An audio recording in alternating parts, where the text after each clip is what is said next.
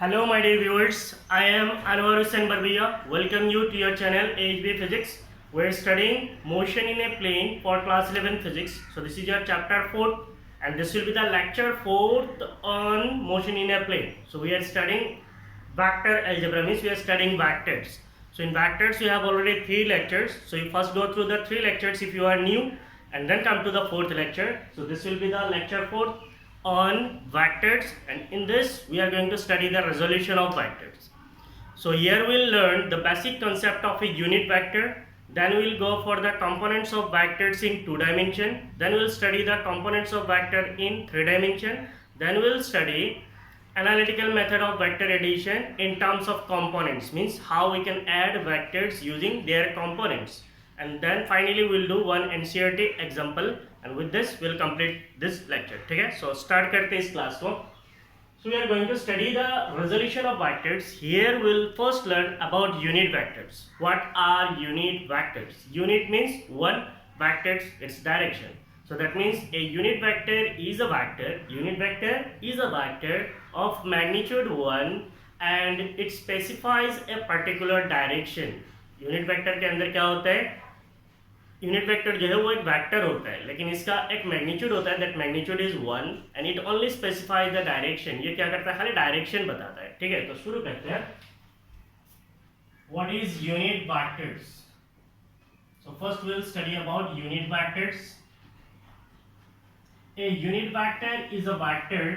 A unit vector is a vector of unit magnitude. Unit magnitude का मतलब क्या है? इसका मैग्नीट्यूड 1 है. Unit magnitude and it points in a particular direction. It points in a particular direction. So as the name suggests, unit vectors. Unit means one, vector it is direction. So what is a unit vector? A unit vector is a vector of unit magnitude. Unit vector जो है वो एक vector है जिसका magnitude 1 है and it points in a particular direction. लेकिन ये एक particular direction में जाता है. It has no unit, it has no dimension and unit. इसका कोई डायमेंशन नहीं होता है, कोई यूनिट नहीं होता है. यूनिट वेक्टर जो है इसका कोई डायमेंशन नहीं है, कोई यूनिट नहीं है. It only specifies a direction. Now how can we represent unit vectors in rectangular coordinate system? Unit vectors in rectangular coordinate system. Rectangular coordinate system.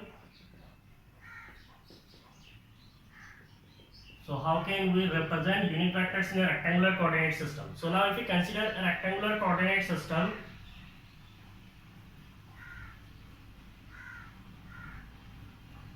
so this is your x direction, this is your y direction and this is your z direction. So आपको पता है this is your x direction, this is y direction, this is z direction. So ये z direction यहाँ है, लेकिन हम लोग represent नहीं कर सकते क्योंकि हम लोग प्लेन में ड्रॉ कर रहे हैं, तो इसीलिए हम लोग क्या कर रहे हैं, इसको इस डायरेक्शन में रिप्रेजेंट किया है. So if you represent unit vector along x axis, we represent it as I cap. Unit vector along z axis, we represent it as j cap. And unit vector along z axis we represent it as k cap. So this is the origin O. So OX जो है, OX direction को हम लोग represent करते हैं I cap से. OY direction जो है इसको हम लोग रिप्रेजेंट करते हैं J cap से. OZ जो डायरेक्शन है इसको हम लोग रिप्रेजेंट करते हैं K cap से. तो इसका मतलब here OX वेक्टर अगर मैं लिखता हूँ, मींस OX ये एक मैग्नीट्यूड होगा और इसका जो डायरेक्शन है, तो ये डायरेक्शन को हम किससे रिप्रेजेंट कर रहे हैं? We are representing it with I cap. अगर OX बोलेंगे तो फिर ये एक वेक्टर एज्यूम करेंगे तो वेक्टर का मैग्नीट्यूड आएगा. तो OX अगर हम लोग कोई वेक्टर मानते हैं तो इसका वेक्टर का मैग्नीट्यूड क्या होगा? It will B OX vector और इसके साथ क्या आएगा? आई कैप आएगा. मींस ये जो मैंने OX वेक्टर लिया इसका मैग्नीट्यूड क्या है? मैग्नीट्यूड है OX और इसका डायरेक्शन क्या है? आई कैप है. तो इसका मतलब इसका डायरेक्शन जो है x डायरेक्शन है. अगर मैं बोलता हूँ OY वेक्टर, सो OY वेक्टर को मैं क्या लिख सकता हूँ? It is OY vector. इसका मैग्नीट्यूड ले लेता हूँ मैं और इसके साथ क्या आएगा? J cap. और अगर मैं बोलता हूं OZ vector, so OZ vector will represent the magnitude of OZ. तो magnitude of OZ, so this is the vector OZ, इसका मैग्नीट्यूड है और इसके साथ क्या आएगा, k कैप आएगा. सो यहाँ पे जो I कैप है, this I cap is representing the x direction. I cap बोलते हैं इसको. So we represent I cap here, it represents I cap represents x direction, so I cap से हमें क्या मिलता है, खाली डायरेक्शन मिलता है. क्या मिलता है, कौन सा डायरेक्शन मिलता है, x डायरेक्शन मिलता है. J cap से हमें क्या मिलता है, J cap represents y direction, and when we say k cap, so this k cap represents z direction. So k cap represents z direction, so that means they only gives direction. Now we have I cap.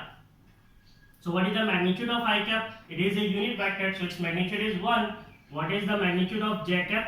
The magnitude of j cap is also 1. And what is the magnitude of k cap? It is also a unit vector, so its magnitude is 1. That means the unit vector has magnitude how much? The magnitude is 1.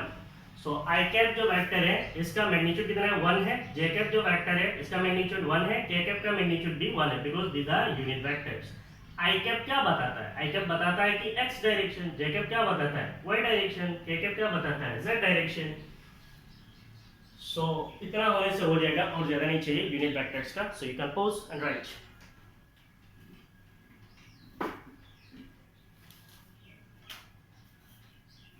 Is it okay?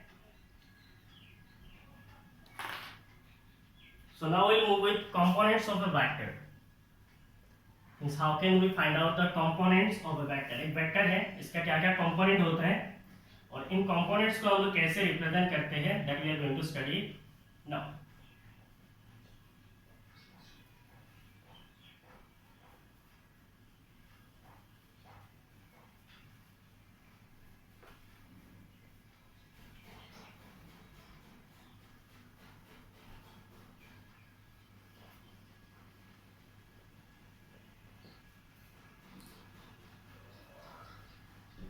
Now we'll study components of a vector.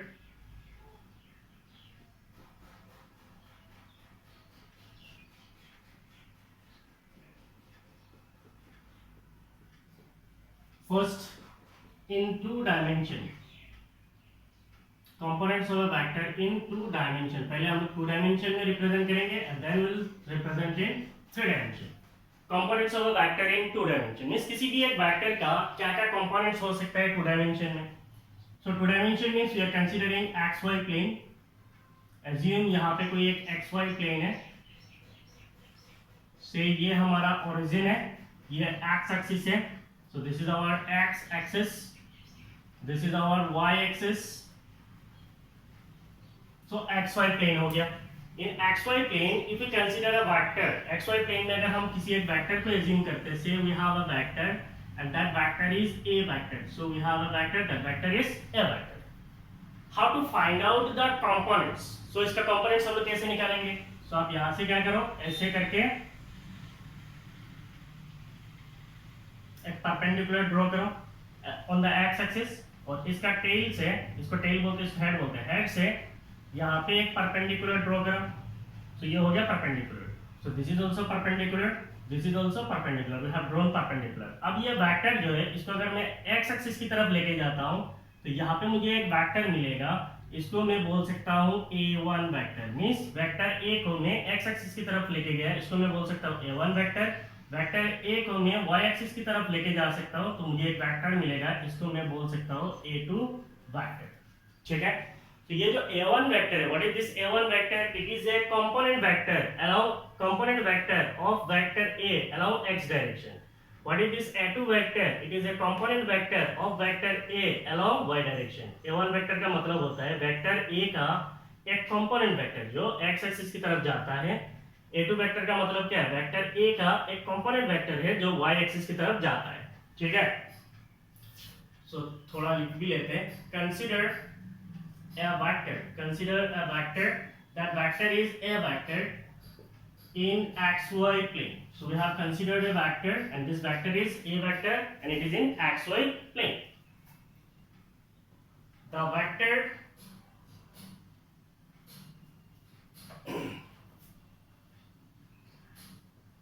vector A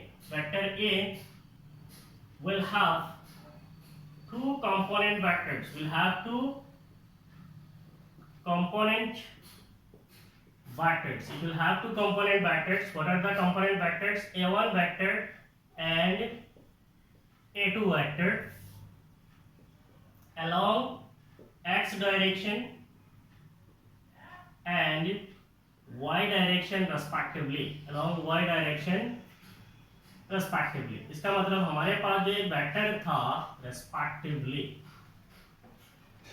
हमारे पास एक vector था, वो vector था a vector. इसको मैंने x axis की तरफ component ले लिया, so it will become a1 vector. What is this a1 vector? It is component of vector a along x direction. What is a2 vector? It is component of vector a along y direction. So vectors a will have two component vectors, a1 vector and a2 vector, along x direction and y direction respectively.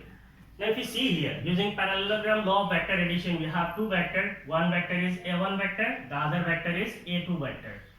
So what will be their resultant vector? The resultant will also be a vector, so it is a resultant vector. What is this resultant vector? This resultant vector is vector A. This is vector A. So now if we use using parallelogram law of vector addition, parallelogram law of vector addition, using parallelogram law of vector addition, if you write vector A, it is the resultant vector. Vector A is the resultant vector. It will be equal to the sum of vectors a1 and a2. So if we add the two vectors a1 and a2, then we will get the resultant vector. That vector is a vector. Now what is this a1 vector? ये जो a1 vector है, इस a1 vector को मैं लिख सकता हूं, यार बोल के लिखो, here ये जो a1 वेक्टर है, this a1 vector is ax I cap, मैं बता रहा हूं क्या है, and a2 वेक्टर जो है, this a2 vector is ay j cap. इसका मतलब क्या है? सी, ये आपका मेन फिगर है, इसको मैंने पैरेललोग्राम बहुत से समझाया है, तो अभी इसको नहीं चाहिए. सो ax ay क्या है? मान लीजिए हमारे पास कोई एक वेक्टर है, so ये हमारा x एक्सिस है, so this is our x axis and this is our y axis. xy plane में हमारे पास कोई एक वेक्टर है, say that vector is a vector. हमारे पास एक वेक्टर है, वो वेक्टर क्या है? a वेक्टर है. इस a वेक्टर को अगर मैं x एक्सिस की तरफ लेके जाता हूं तो मुझे एक वेक्टर मिलेगा, वो है a1 वेक्टर. सो यहाँ पे एक वेक्टर मिलेगा. What is this vector? This vector is a1 vector. लेकिन इसका जो मैग्नीट्यूड है, इस मैग्नीट्यूड को मैं बोल सकता हूँ ax. इसका मैग्नीट्यूड को मैं कितना बोल सकता हूँ? इसका मैग्नीट्यूड है ax. ये जो वेक्टर a है, इसको अगर मैं y एक्सिस की तरफ लेके जाता हूँ तो मुझे यहाँ पे एक वेक्टर मिलता है. उस वेक्टर को मैं बोल सकता हूँ a2 वेक्टर. और इसका जो मैग्नीट्यूड है, उसका मैग्नीट्यूड को मैं बोल सकता हूँ ay. इसका मैग्नीट्यूड कितना है? ay. तो इसका मतलब a1 वेक्टर के अंदर ax है और ay है. What are this ax and ay? ax is the component of vector a. It is the component of vector a along x axis. Along x axis. So what is this ax? It is the component of vector a along x axis. And what is this ay? Ay is the component of vector b. It is the component of vector a, not b, vector a along y axis. So vector a जो है, इसका एक component मुझे मिलेगा x axis तरफ और दूसरा component मिलेगा मुझे y एक्सिस की तरफ. सो x एक्सिस की तरफ जो कंपोनेंट है उसको मैं बोल सकता हूँ ax, y एक्सिस की तरफ जो कंपोनेंट है उसको मैं बोल सकता हूँ ay. नाउ क्या मैं इस ax और ay को निकाल सकता हूँ? The answer is yes. कैसे निकालेंगे? Suppose we have the coordinate system. So this is our x axis, this is our y axis. We have a vector, say that vector is a vector. इस vector a अगर if this vector a makes an angle theta with x axis, ये vector a अगर एक angle बना लेता है, suppose that angle is theta with the x axis, then यहां से मैं cos थीटा को क्या लिख सकता हूं? What can I right cos theta? cos theta is base by hypotenuse. So what is the base? मान लीजिए ये O है और ये मान लीजिए M है। सो what is the base? cos theta. cos theta is base by hypotenuse. So what is? It is OM divided by hypotenuse. What will be the hypotenuse? It is OA. तो अगर मुझे base निकालना है, मुझे क्या निकालना है? Base, that is OM. What will be the OM? It is OA. It is OA और उसके साथ क्या आएगा? cos theta. OA क्या है? It is the magnitude of vector A.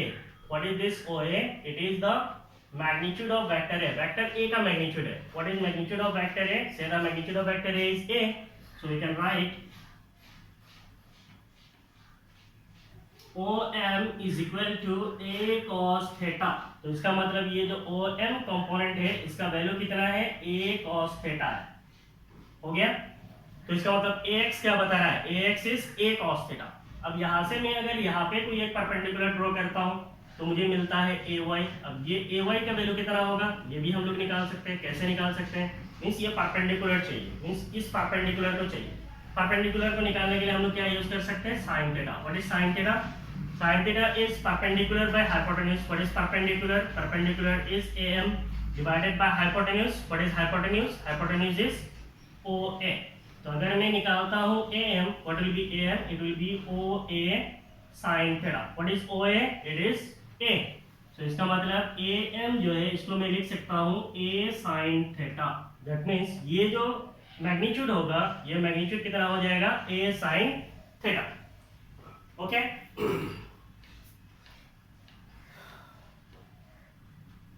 So we know that, or we have AX is equal to A cos theta. AX को हम लोग लिख सकते हैं A cos theta and AY को हम लोग लिख सकते हैं A sin theta. AX can be written as A cos theta, AY can be written as A sin theta. If we now square and add, that is if we square, that is squaring and adding. अगर हम लोग square करते हैं और add करते हैं, then what we'll get? We'll get AX square plus AY square. So we have to square and add. So AX is what? AX is A cos theta. A cos theta whole square. What is AY? It is A sin theta. So I have to square them and add them. So A squared, it will be A squared cos squared theta plus A squared sin squared theta. That means, चलो यहाँ से कर देते हैं। A square को अगर मैं common ले लेता हूँ, then I will have cos squared theta plus sin squared theta. Cos squared theta plus sin squared theta is 1, so we will have A square. That means A square is equal to AX square plus AY square. और कहाँ लिखूँ? ये पे लिख सकते हैं, जगह नहीं होगा, ठीक है?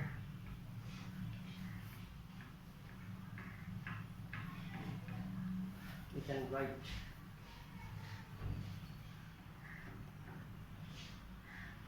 इसका मतलब AX square plus AY square is equal to this, which is equal to A square. So from this, if I find out the magnitude of vector A, then it will be under root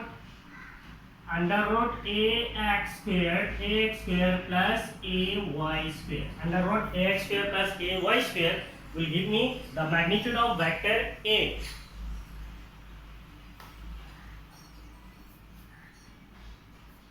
So पहले आप लोग pose मारिए, यहाँ तक लिख लीजिए और नहीं आएगा कैमरा का स्क्रीन में।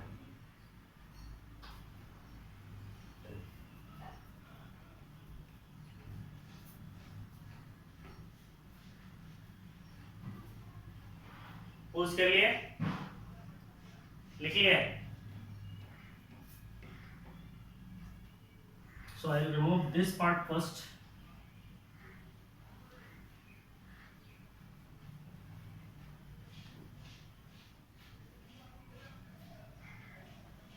So हमें मैग्नीट्यूड चाहिए। What is the magnitude of vector है?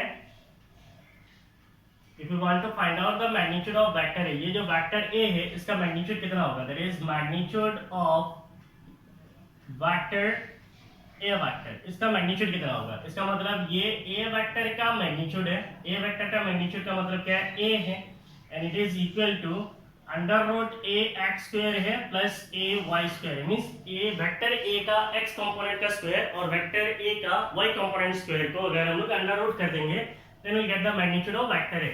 इसको मैं एक छोटा सा एग्जांपल के साथ समझा दूंगा, आपको कोई टेंशन नहीं होगा, ठीक है? सो what will be the direction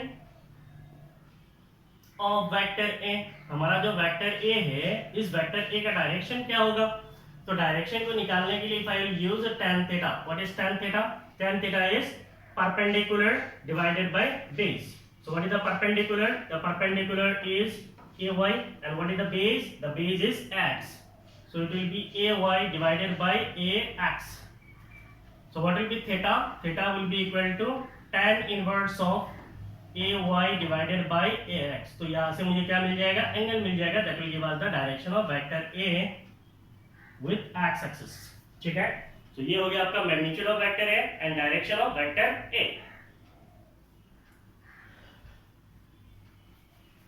now इसको समझने के लिए एक छोटा सा मैं एक एग्जांपल ले लेता हूं।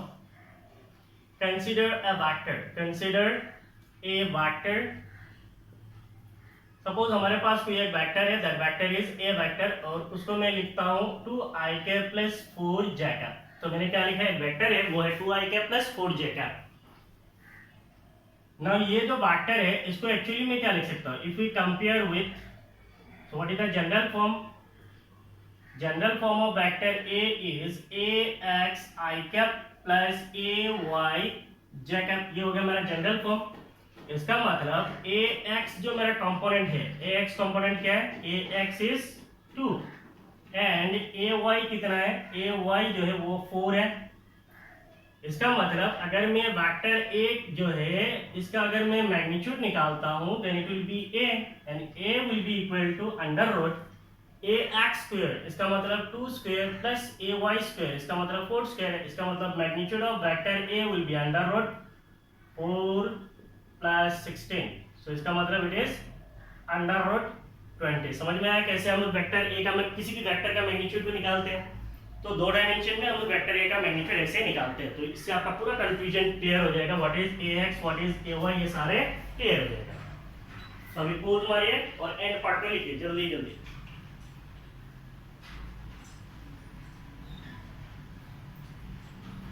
हो गया?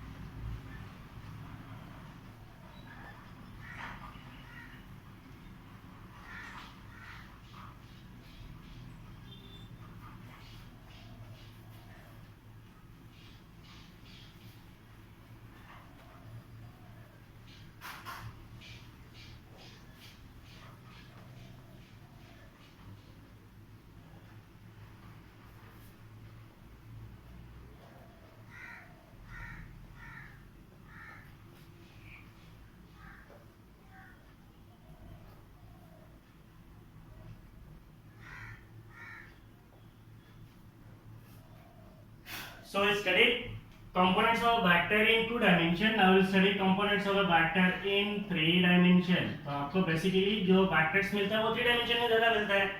मींस उसमें तीनों कंपोनेंट्स होता है, x y z तीनों कंपोनेंट्स होता है। तो अगर तीनों कंपोनेंट्स होगा then how can we represent a vector? एक वेक्टर को हम कैसे रिप्रेजेंट करेंगे और उस वेक्टर का कंपोनेंट्स कैसे लेंगे और इसका मैग्नीट्यूड कैसे लेंगे, that we are going to study. Suppose ये हमारा y एक्सिस है, ये हमारा x एक्सिस है, और z एक्सिस को तो हम मजबूर है नहीं लिख सकते, सही ये हमारा z एक्सिस है। और xy प्लेन में अभी हम लोग एक वेक्टर को रिप्रेजेंट करते हैं, so it is actually not in xy plane, ये आपका xy z तीनों कोऑर्डिनेट सिस्टम में है। So this is our vector a, ये एक वेक्टर है, ये हमारा x एक्सिस है, ये y एक्सिस है, से इट इज ओरिजिन, और ये हमारा z एक्सिस है। If I will assume vector A is making an angle alpha, vector A is making an angle alpha with vector A is making an angle alpha with x axis. Vector A is making an angle beta. It is making an angle beta with the y axis, and vector A is making an angle gamma with the z axis. चीज समझ में आ रहा है? यहाँ पे देखिए तो आपको प्लेन दिख रहा है, ऐसा मान लो x axis, y axis, z axis. यहाँ पे कोई एक वेक्टर है, so this vector is a vector. ये वेक्टर A जो है x एक्सिस के साथ एक एंगल बनाता है, so this is the angle alpha. ये y एक्सिस के साथ एक वेक्टर बनाता है इस y एक्सिस के साथ, तो ये एंगल हो गया बीटा. और ये z एक्सिस के साथ एक एंगल बनाता है, वो एंगल क्या है? गामा. ठीक है. Now if I will represent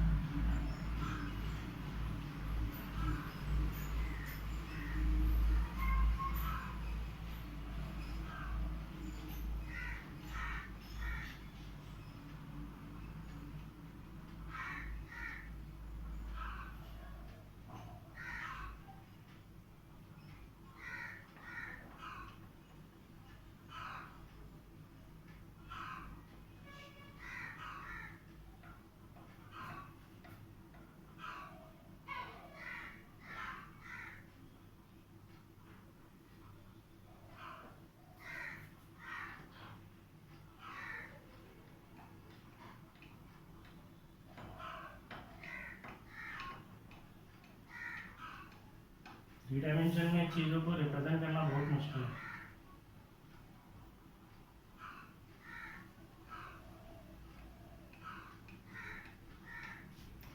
तो ये जो कंपोनेंट होगा, ये मेरा वेक्टर ए है, इसका x कंपोनेंट को कैसे निकालेंगे? सो this will be the component of vector a along x axis. ये होगा, ये क्या होगा? z एक्सिस का कंपोनेंट. ये क्या है? x एक्सिस का कंपोनेंट. ये क्या है? z एक्सिस का कंपोनेंट है. So this is your az. और ये क्या है? ये हो गया y एक्सिस का कंपोनेंट, तो इसको हम लोग रिप्रेजेंट कर सकते हैं ay से. सो this is the component of vector a along y. और कुछ चाहिए? ये जो वेक्टर है यहां से लेके यहां तक, इस वेक्टर को मैं नाम दे सकता हूं ax वेक्टर. ये जो वेक्टर है इधर तक, यहां से लेके इधर तक, इसको मैं लिख सकता हूं az वेक्टर. इसका मतलब वेक्टर a अलोंग z. और ये जो वेक्टर है इसको मैं लिख सकता हूं ay vector. It is vector a along y axis. ठीक है. So this is the three dimensional coordinate system. Simple है, कुछ नहीं है. There is a vector. वो वेक्टर मान लो a वेक्टर है. वेक्टर a जो है वो एक एंगल बनाता है with x axis, it is alpha. Vector a y axis के साथ एक एंगल बनाता है, वो है बीटा. वेक्टर a जो है z एक्सिस के साथ एक एंगल बनाता है, वो है gamma. So consider a vector. That vector is a vector in three-dimensional space. So हमने एक वेक्टर कंसीडर किया है, वो है vector a and it is in three-dimensional space. So what are the components of vector a? Components of vector a along x-axis, y-axis and z-axis. Component of vector a along x-axis, y-axis and z-axis are ax vector. It will be equal to ax vector है. Okay, r बोल के लिख देते, बाद में magnitude लिख देंगे. It is ax vector, ay vector and az vector. So vector a का component vector along x-axis is ax, along y-axis is ay, along z-axis is az respectively. So how can we find out the magnitude or the components of vector a along x-axis and y-axis and z-axis? So we can write ax vector जो है इसका magnitude कितना होगा? It will be a cos theta. Theta is the angle. x-axis के साथ angle क्या बनाता है? Alpha. What is vector? ay vector वो ay जो है इसका अगर मैं मैग्नीट्यूड ले लेता हूँ along y axis, then it will be a cos. what is the angle is beta. and vector az जो है इसका अगर मैं मैग्नीट्यूड लेता हूँ, then I will get a cos gamma. so a cos alpha is the component of vector a along x, ay is the component of vector b along vector a along b along y, and AZ is the component of vector A along Z. So what will be the magnitude of vector A? Magnitude of vector A. Magnitude of vector A is, so we can find out the magnitude of vector A. Vector A का जो magnitude है, we can represent it as A. It will be equal to under root A x square plus A y square plus A z square. So this will be the magnitude. ठीक है? Now if we represent a position vector in three dimension, a position vector in three dimension, a position vector in three dimension can be represented as, एक position vector को अगर मैं three dimension में represent करता हूं, then मैं इसको कैसे रिप्रेजेंट कर सकता हूं? इसको मैंने ऑलरेडी पहले एक बार बोला था. सपोज ये एक्स एक्सिस है, ये वाई एक्सिस है और ये जो है जेड एक्सिस है. यहाँ पे हमारे पास कोई एक वेक्टर है, so that vector is A vector. बिल्कुल नहीं है, हमें यहाँ पे पोजीशन वेक्टर लेना है. So that position vector is are vector. यहाँ पे कोई एक पॉइंट है, say that point is P और इसका कोऑर्डिनेट है x y z, क्योंकि इसमें तीनों कोऑर्डिनेट आएगा x y and z. So how can we write r vector? r vector जो है इसको मैं लिख सकता हूँ x I cap plus y j cap plus z k cap. Means x axis की तरफ r का कंपोनेंट कितना है? x एक्सिस की तरफ r का कंपोनेंट है x, y एक्सिस की तरफ r का कंपोनेंट क्या है? y है, z एक्सिस की तरफ r का कंपोनेंट क्या है? z है. तो कंपोनेंट्स में अगर मैं लिखूं then it is x I cap, y j cap and z k cap है. अब मैं इस वेक्टर r वेक्टर जो है इसका अगर मैं मैग्नीट्यूड लेता हूं, what will be the magnitude of vector r, that is position vector. इसका मैग्नीट्यूड कितना हो जाएगा? It will be under root x square plus y square plus z square. So this will be the magnitude of vector r. ठीक है? Now if I'll consider an example, मान लो practically अगर हम कोई एक एग्जांपल लेते हैं, we have a vector, say that vector is a vector and it is equal to 3 I cap minus 4 j cap minus 7 k cap. आप लोगों को माइनस का भी टेंशन होता है, कोई प्रॉब्लम नहीं है, प्लस माइनस सेम है. If I want to find out the magnitude, तो इसका मतलब ये जो है 3, what is this 3? It is a x है. ये जो 4 है, what is this? It is a y है. और ये जो 7 है, ये क्या है? a z है. तो अगर मैं वेक्टर a जो है इसका मैग्नीट्यूड निकालता हूं, सो मैग्नीट्यूड क्या होगा? a. ये वैल्यू कितना देगा? वैल्यू होगा a x square plus a y square plus a z square. तो इसका मतलब वैल्यू कितना होगा? a x मेरा कितना है? a x जो है 3 है, तो 3 स्क्वायर प्लस a y मेरा कितना है? a y is minus 4 square और a z मेरा कितना है? It is minus 7, so it is minus 7 square. Value जो आएगा वही आएगा, इसमें आपको टेंशन नहीं लेना है. 3 square is 9, 4 square is 16 and 7 square is 49. So under root कितना आएगा?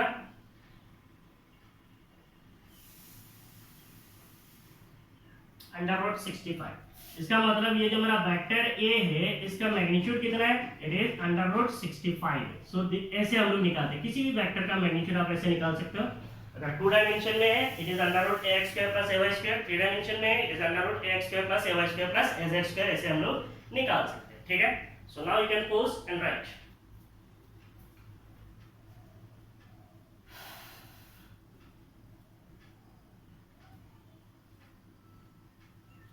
हो गया?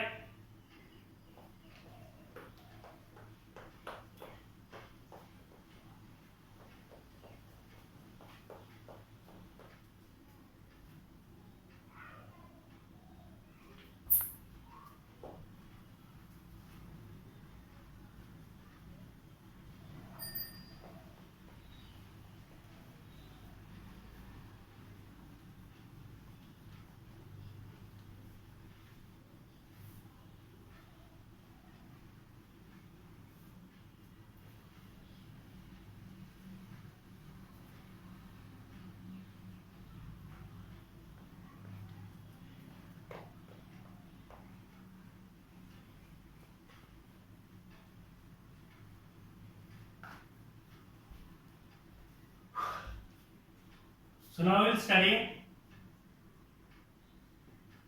addition of vectors that is by using analytical method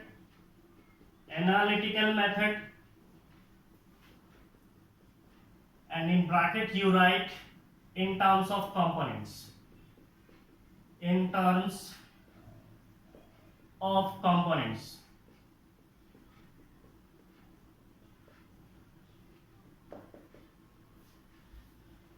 addition of vectors analytical method in terms of components का मतलब क्या है?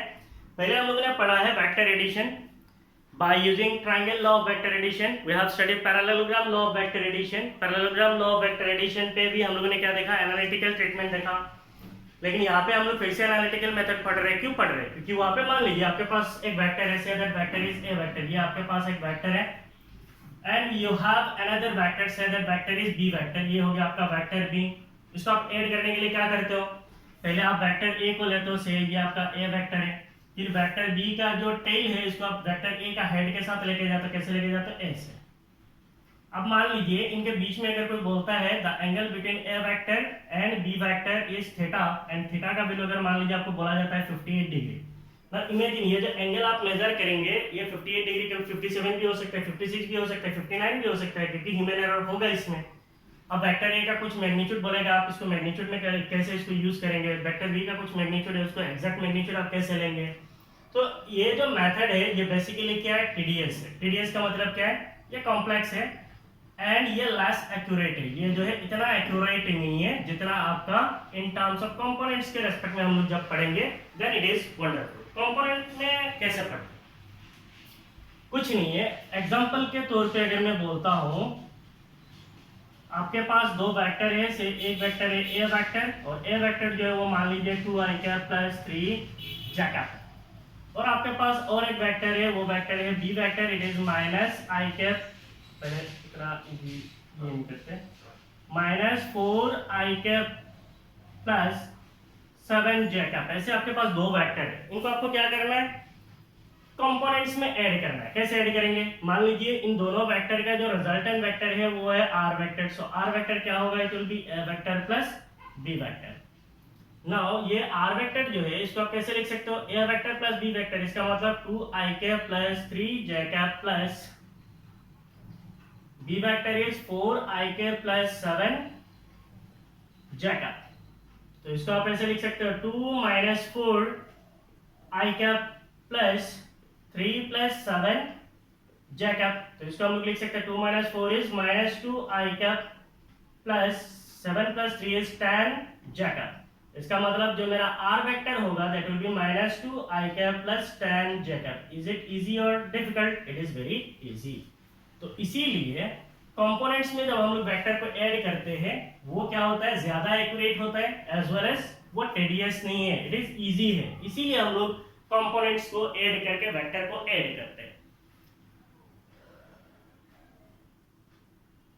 पहले इसका इंट्रोडक्शन थोड़ा लिख लेते हैं. Graphical method of vector addition. Graphical method of vector addition is tedious and less accurate. Graphical method of vector addition is tedious and it is less accurate. इतना आसान भी नहीं है और ये उतना accuracy भी नहीं है. So to add vectors or to subtract vectors, add भी कर सकते हैं, सब्ट्रैक्ट भी कर सकते हैं. टू ऐड वेक्टर्स और to subtract vectors, adding or subtracting the components of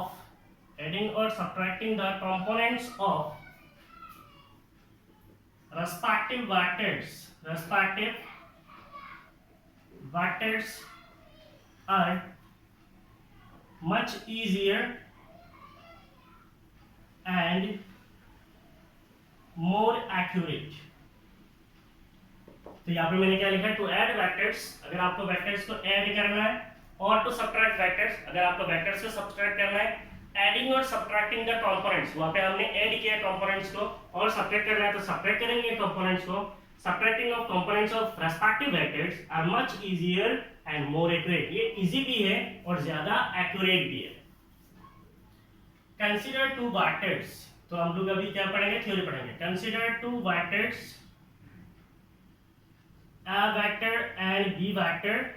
So we are considering two vector, a vector and b vector, with components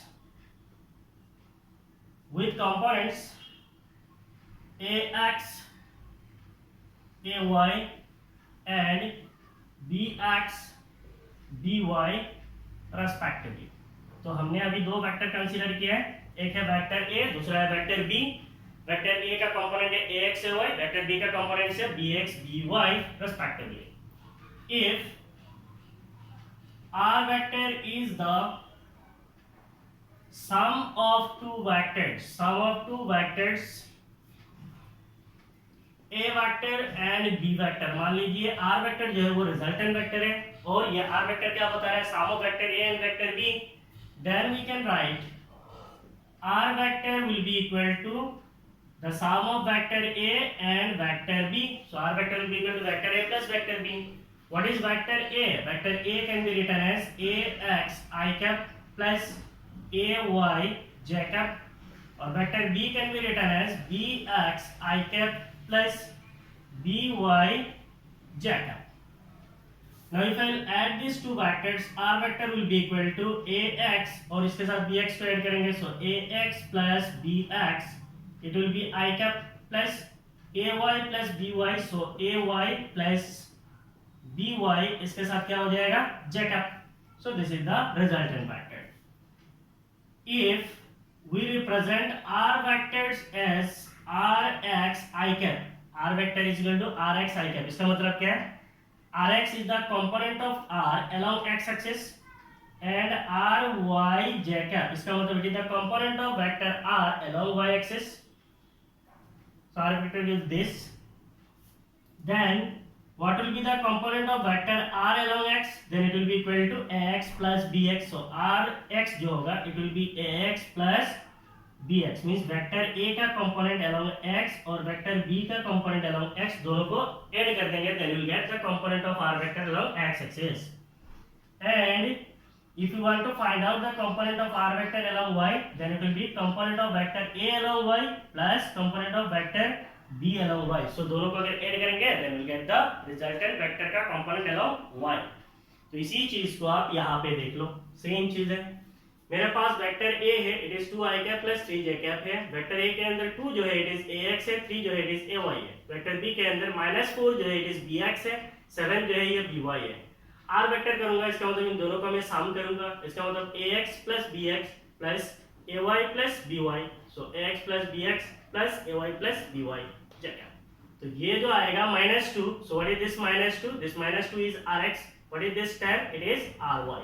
इसका मतलब -2 is the x component of resultant vector plus 10 is the y component of resultant vector. So ऐसे हम लोग vectors को add करते हैं in 2 dimension.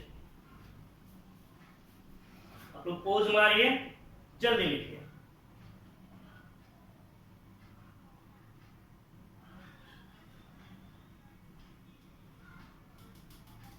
हो गया?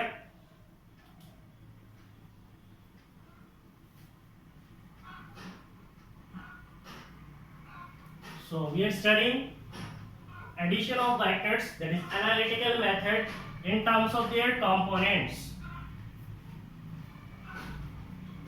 So पहले वाला हमने पढ़ा है 2 डायमेंशन में. Now we'll study in 3 dimension. In 3 dimension, if we use the vectors in 3 dimension, means अभी हम लोग 3 dimension में पढ़ेंगे. Consider two vectors, a vector and b vector with components. So components को change कर देते. ax, ay, az तीन component आएगा and bx, by, bz respectively. तो अभी तीनों component आ जाएगा, तीनों component जो है add होगा. If r vector is the sum of vectors a vector and b vector, then a vector plus b vector के साथ ये भी add होगा. So vector a can be written as ax plus ay plus az, इसके साथ आएगा k cap plus vector B के अंदर आएगा B X I cap plus B Y J cap plus B Z K cap. तो इधर भी add होगा। The resultant vector will become A X plus B X plus ये तो same रहेगा A X plus B X I cap plus इसका y के साथ ऐड करेंगे। So A Y plus B Y J cap plus इसका z, it is A Z plus B Z और इसके साथ क्या आएगा K cap. So it will become R X I cap R Y J cap plus R Z K cap. Component of R along X along Y along Z तीनों को add करेंगे। So will have R X R Y, R X हो जाएगा ये, R Y हो जाएगा ये, and R Z will be equal to what will B are Z will be equal to A Z plus B Z, है कि नहीं है। तो यहाँ पे हमने दो वेक्टर को ऐड किया, ऐसे आप तीन वेक्टर को भी ऐड कर सकते हो, चार वेक्टर को भी ऐड कर सकते हो। You can add any number of vectors using this method. As for example if you take one vector say it is 5 k cap and it is 2 k cap, ठीक है। मैंने तीन वेक्टर तीनों कंपोनेंट डाल दिए। सो 2 क्या होगा, what is 2, it is vector a, component of vector a along x। सो ये 2 क्या है, इट इज ax है। What is 3, it is ay है। What is 5, it is az है, ठीक है। व्हाट इज -4 जो है ये bx है। व्हाट इज 7 इज by है, and what is 2, it is bz है, ठीक है। So we are adding this two vectors, दोनों को अगर मैं ऐड करूंगा तो इसके साथ k कंपोनेंट भी आएगा। k कंपोनेंट क्या होगा, it is az plus bz, इसका मतलब 5 प्लस 2 इसके साथ आएगा k cap. So it will be 5 plus 2 it is 7 k cap. So इधर क्या आएगा, प्लस 7 k कैप, तो इधर आएगा plus 7 k cap. So r vector is -2 i cap plus 10 j cap plus 7 k cap. इसका मतलब rx जो मेरा कंपोनेंट है वो कितना है, -2 है। ry जो कंपोनेंट है वो कितना है, 10 है। और rz जो कंपोनेंट है वो कितना है, 7 है। तो यहाँ पे मैंने 3 डायमेंशन में हम लोगों ने पढ़ लिया, ठीक है। ऐसे आप 3 डायमेंशन में भी ऐड कर सकते हो, 2 डायमेंशन में भी ऐड कर सकते हो vectors using their components, and it is much easier and more accurate. Easy भी है, एक्यूरेट भी है, इसीलिए बहुत अच्छा है। हो गया, पोजन का जल्दी जल्दी।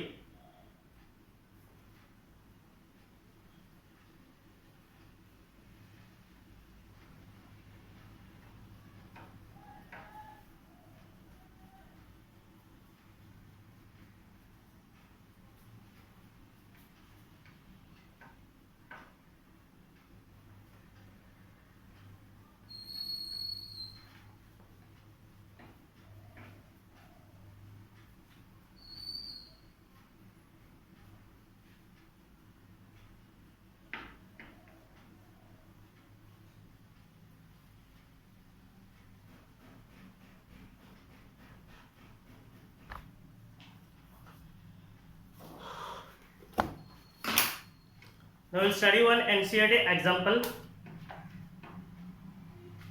It is based on addition of vectors. It is example 4.2. Example 4.2. The question is find the magnitude and direction. Find the magnitude and direction. Find the magnitude and direction of the resultant of two vectors of the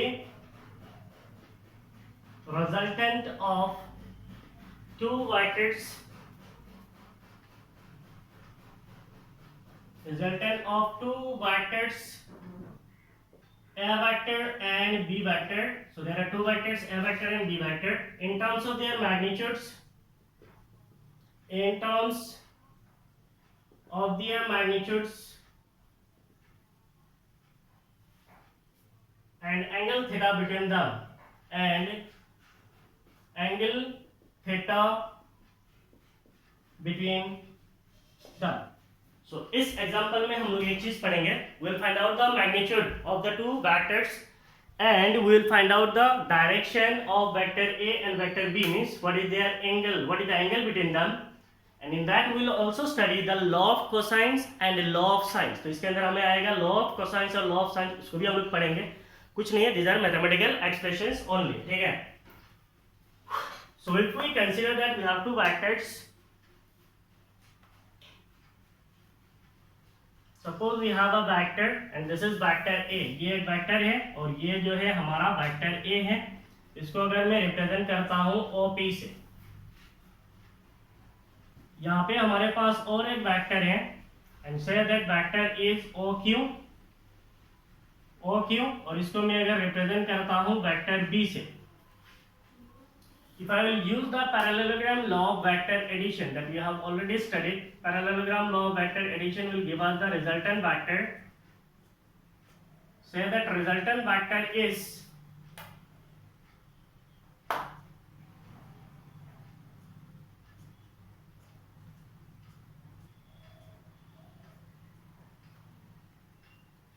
resultant vector किधर से जाएगा, resultant vector जो है वो centre से गुजरेगा, ये हो जाएगा हमारा resultant vector. Say that resultant vector is are vector. Now if we consider that ये जो लाइन ओपी है इसको अगर मैं ऐसे एक्सटेंड करता हूं और ये पॉइंट को अगर मैं बोल देता हूं OS है, ये क्या है OS है, और S से अगर मैं एक परपेंडिकुलर को ड्रॉ करता हूं, से this is the perpendicular, so this is perpendicular.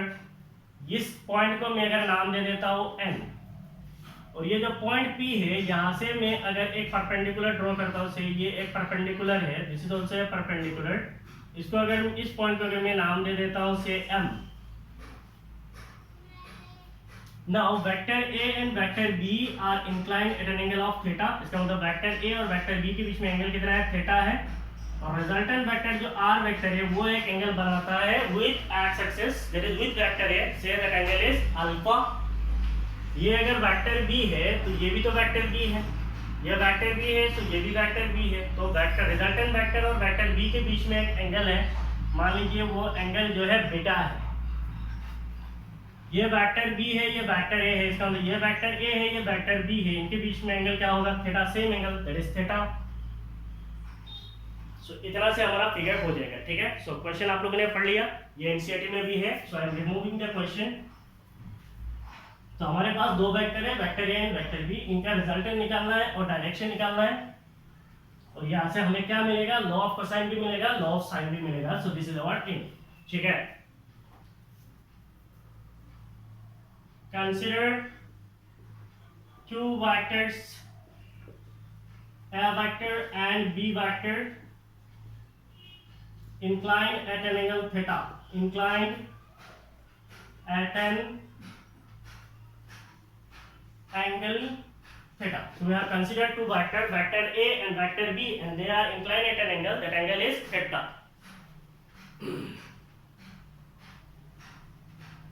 Using parallelogram law of vector addition, using parallelogram law of vector addition,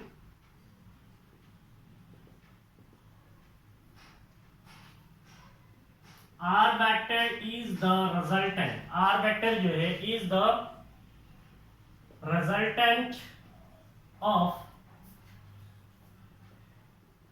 vector A, resultant of vector A and vector B. So vector A और B का resultant vector क्या है, R vector है, और ये हमें कैसे पता चला, it is using parallelogram law of vector addition. Now if we use the triangle from, अच्छा यहाँ पे और एक चीज कर लेते हैं, कंपोनेंट को निकाल देते हैं। ये एंगल थीटा है, ये एंगल क्या है, ये जो वेक्टर है ये भी बी वेक्टर है, ऐसे अज्यूम कर लो ये मेरा ए वेक्टर है और ये क्या है, बी वेक्टर है। इसका कंपोनेंट, ये कंपोनेंट कितना होता है, it is B cos theta, just now we have studied. और इसका ये जो कंपोनेंट है ये कितना होगा, it is B sin theta. इसका मतलब ये जो कंपोनेंट है इसको हम लोग बोल सकते हैं बी sin थीटा, और ये जो कंपोनेंट है इसको मैं बोल सकता हूं बी cos थीटा। पहले ही निकाल दिए, काम आएगा।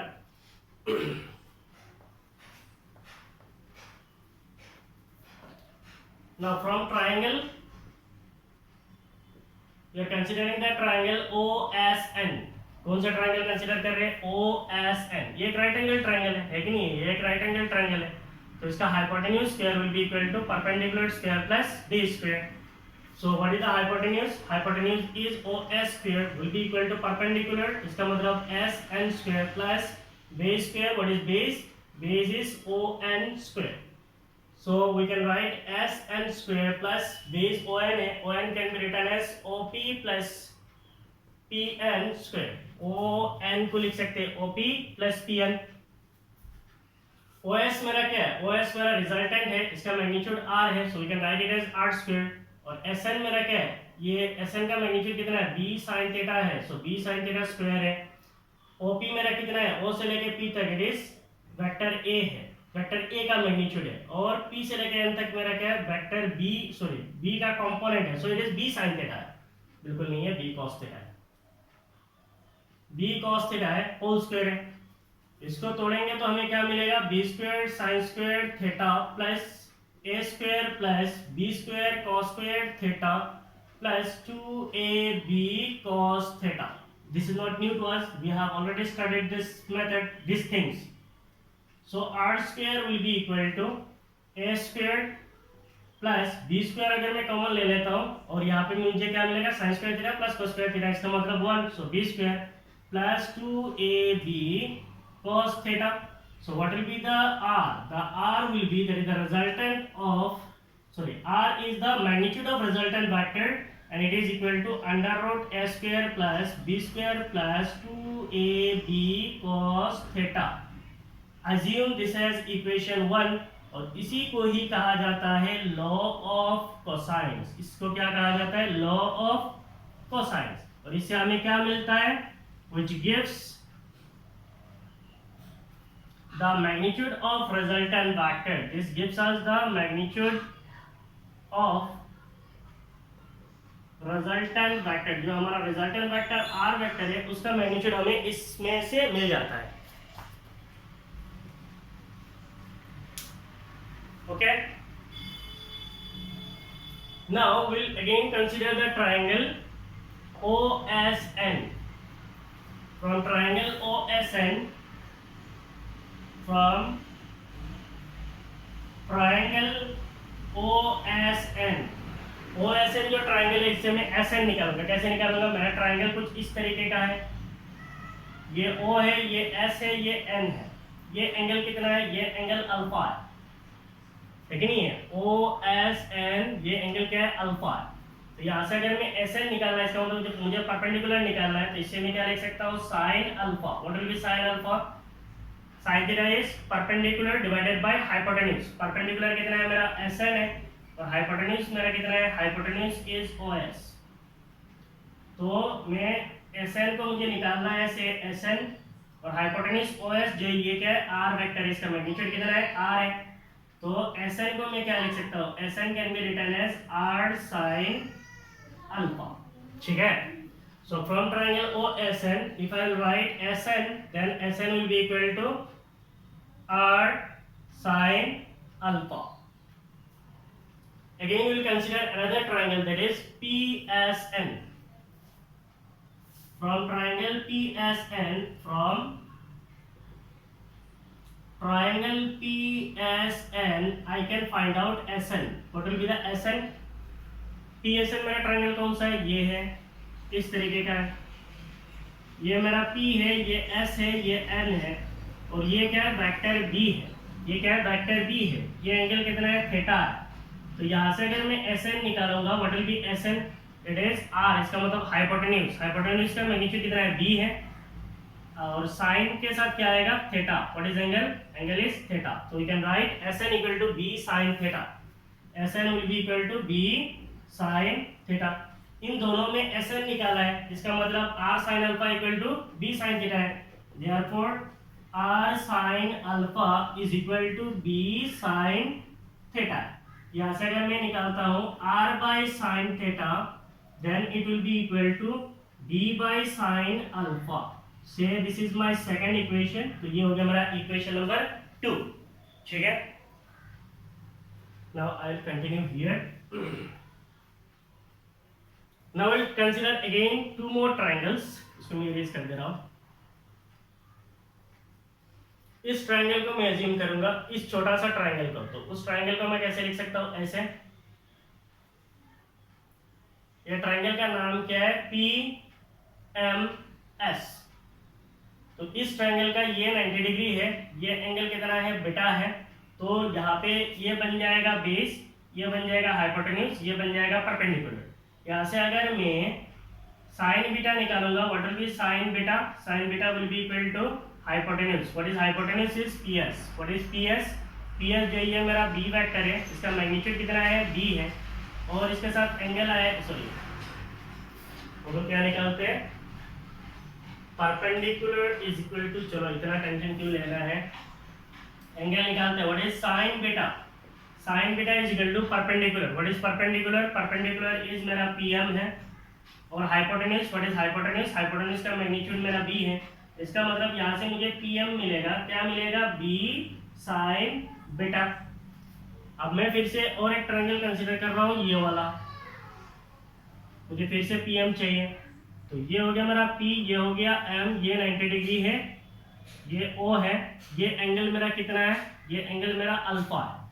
तो यहाँ से अगर मैं साइन अल्फा बोलूंगा, what will be sine alpha? Sine alpha is perpendicular, perpendicular is PM by hypotenuse, sine perpendicular by hypotenuse. Hypotenuse मेरा क्या है, ओपी है, ओपी क्या है मेरा, वेक्टर ए है, इसका मतलब वेक्टर ए का मैग्नीट्यूड आएगा।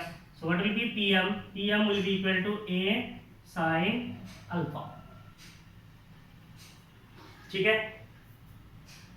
सो from triangle PMS, from triangle PMS we can write PM is equal to B sin beta, and from triangle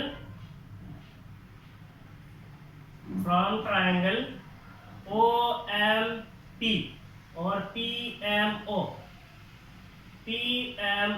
we can write PM will be equal to A sin alpha. That means we can write B sin beta is equal to A sin alpha. इसका मतलब B by sin alpha is equal to A by sin beta. So this is my third equation.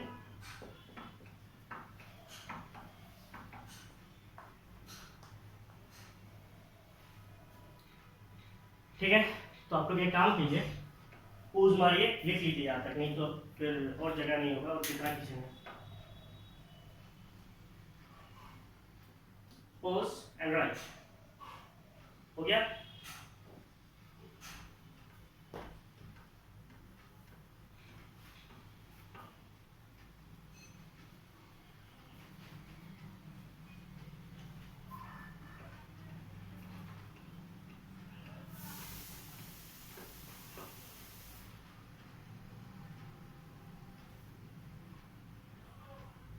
Now you see equation 2 and equation 3 दोनों का एक चीज equal है, that is b by sin alpha इधर है, इधर भी b by sin alpha है। तो इसका मतलब r by sin theta is also equal to a by sin beta.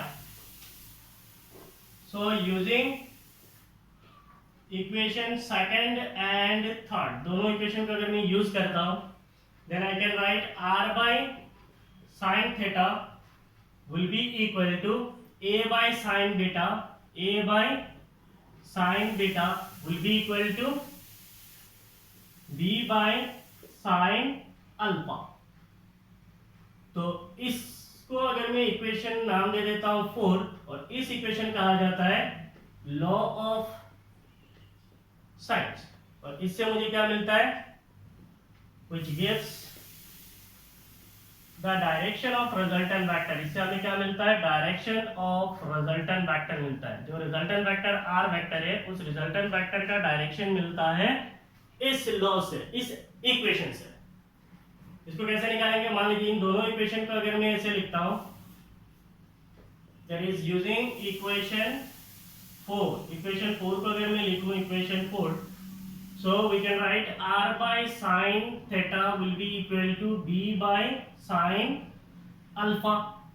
यहां से मैं लिख सकता हूं sin alpha, what will be sin alpha, इधर लेके आ गया, तो ये क्या हो जाएगा, b by r multiplied by sin theta.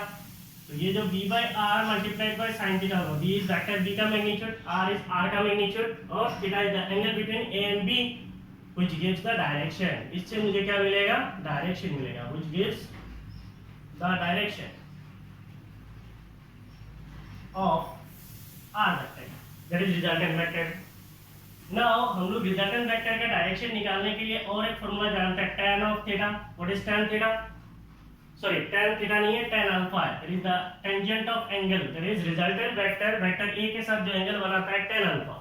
tan theta equal to क्या होता है, perpendicular. What is perpendicular? It is b sin theta divided by base. What is base? It is a plus b cos theta. तो ये formula से भी हम लोग alpha निकाल सकते हैं, that is एंगल निकाल सकते हैं, which also gives the direction of r vector, that is resultant vector का डायरेक्शन देता है. So इसके साथ हमारा ये डेरिवेशन और ये क्लास यहीं पे खत्म है, ठीक है.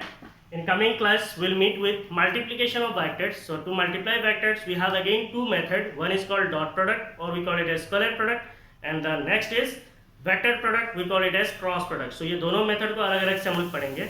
डॉट प्रोडक्ट जो है ये बेसिकली आपको आता है वर्क एनर्जी एंड पावर के अंदर. क्रॉस प्रोडक्ट जो है ये आता है system of particles and rotational motion में. हाँ, वो एनसीईआरटी के हिसाब से अलग अलग चैप्टर में, लेकिन ये सारे वेक्टर्स के अंदर आता है. तो एक साथ पहले वेक्टर पढ़ा दूंगा मैं, और इसके बाद मैं आपको laws of motion in a plane जो है उसको कंटिन्यू करूंगा. सो लॉन्ग चलेगा. टिल देन आप इस वीडियो को अच्छी तरीके से देखिए. Thank you for watching my videos. Everyone concentrate on your studies. Thank you. Bye bye.